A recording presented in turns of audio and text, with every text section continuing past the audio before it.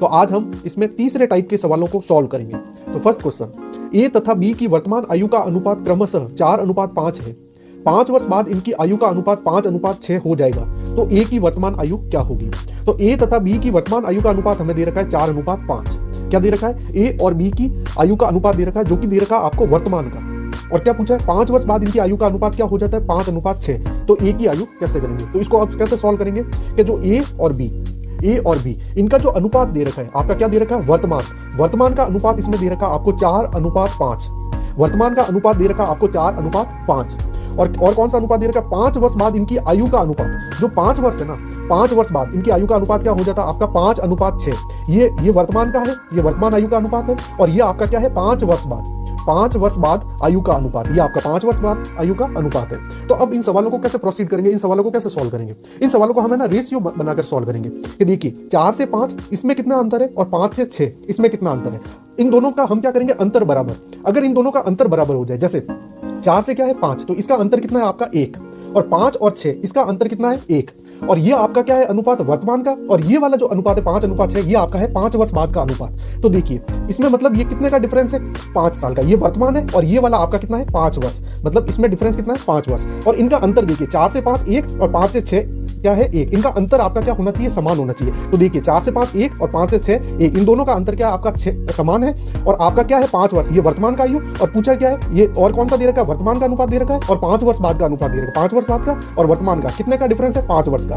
ठीक है, तो इनको सॉल्व करेंगे हम। अंतर अगर समान है तो अब हम क्या करेंगे? रेशियो। ये जो अंतर का रेशियो है ना, तो ये कितने का है? 1 का रेशियो। तो जो 1 है ना, ये अंतर 1 का है, यहाँ पे भी 1 है, तो 1 रेशियो है ना, ये आपके कितने का बराबर हो जाएगा? 5 वर्ष के। ये आपके 5 वर्ष के बराबर हो जाएगा। तो अब हमें क्या पूछा? ए की वर्तमान आयु कितनी होगी? तो हमें क्या करना है? ए की वर्तमान आयु, ए की आपको पूछा है वर्तमान आयु। तो ए की वर्तमान आयु है, तो हमें एक रेशियो निकालना है। तो एक रेशियो कितना है? 5। और ए का जो वर्तमान है, ये आपका वर्तमान का अनुपात है 4:5, उसमें ए का अनुपात है आपका 4, और ये आपका जो एक रेशियो आया 5 वर्ष आया, तो 5 वर्ष, और इसका ए का अनुपात क्या है? 4, इससे गुणा कर देंगे तो 5 चौक 20, तो ये आपका आ जाएगा 20 वर्ष। ये आपका क्या हो जाएगी? ए की वर्तमान आयु हो जाएगी 20 वर्ष। क्या किया हमने? ए और बी का वर्तमान अनुपात दे रखा है 4:5, और ए और बी का 5 वर्ष बाद अनुपात दे रखा है 5:6। अब हम क्या करेंगे? इनका जो रेशियो है ना, उनका अंतर है ना, वो बराबर देखेंगे। वर्तमान और 5, 4 से 5 5 से 6, दोनों का अंतर कितना है? 1 का। दोनों का अंतर क्या आपका? समान।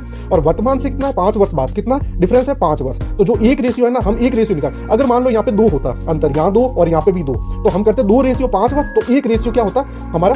5/2, मतलब 2.5 वर्ष। मतलब हम क्या करते हैं? यूनिटरी मेथड, एकीकरण वाला जो नियम है वो लगाते हैं। तो हमें क्या करना? इनडायरेक्टली एक रेशियो निकालना। फिर जो पूछा जाएगा ए की वर्तमान आयु, तो ए का अनुपात क्या है? वर्तमान में 4, और ये 5 वर्ष, एक रेशियो आया, तो 5 × 4 मतलब 20 वर्ष क्या आ जाएगी? आपकी ए की आयु आ जाएगी।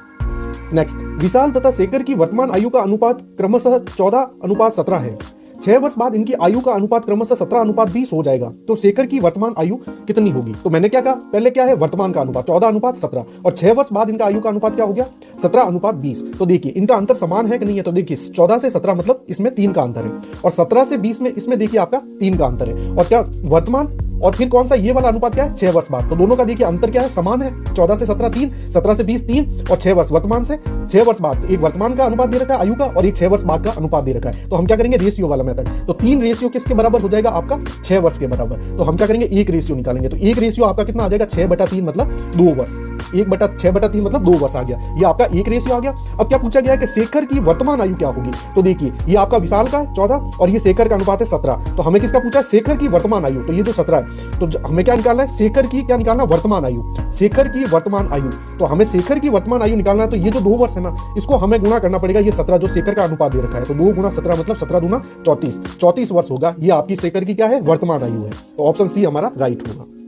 फर्स्ट क्वेश्चन, सुरेश और मोहन की आयु का योग 50 वर्ष है तथा इनकी आयु का अनुपात 2:3 है, तो सुरेश की आयु कितनी होगी? क्या दे रखा है हमें? सुरेश और मोहन की दोनों की आयु का योग जो दे रखा है, कुल योग वो है 50 वर्ष। सुरेश और मोहन का आयु का योग 50 वर्ष तथा इनके आयु का अनुपात क्या दे रखा है? 2:3। तो हमें सुरेश की आयु पता करनी है। तो किनका योग दे रखा है? या हम एस सुरेश मान लेते हैं और एम मोहन मान लेते हैं। सुरेश और मोहन का जो अनुपात दे रखा है, आयु का अनुपात, वो कितना दे रखा है? 2:3 दे रखा है। वो हमें दे रखा है 2:3, सुरेश और मोहन का आयु का अनुपात। और सुरेश और मोहन के आयु का योग जो है ना, सुरेश और मोहन के आयु का योग वो दे रखा है हमें 50 वर्ष। ये क्या दे रखा है हमें? सुरेश और मोहन के आयु का योग दे रखा है। ठीक है। अब सुरेश और मोहन का अनुपात दे रखा है आयु का और कुल योग दे रखा है आयु का 50 वर्ष।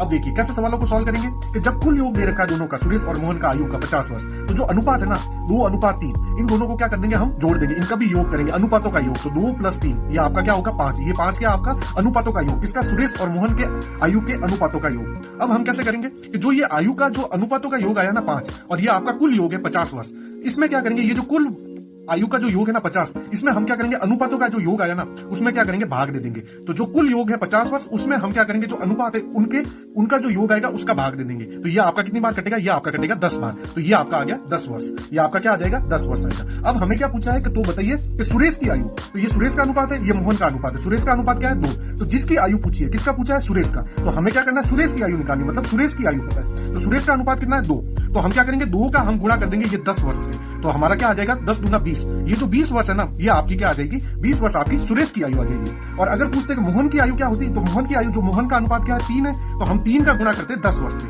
तो हम क्या आ जाएगा 3 10 या 30, तो ये आपका 30 वर्ष आ जाता है। तो ये 30 वर्ष आपका मोहन का, सुरेश का आ गया 20 वर्ष, और हमें पूछा गया सुरेश का, तो ये 20 वर्ष हमारा क्या हो जाएगा, आंसर हो जाएगा।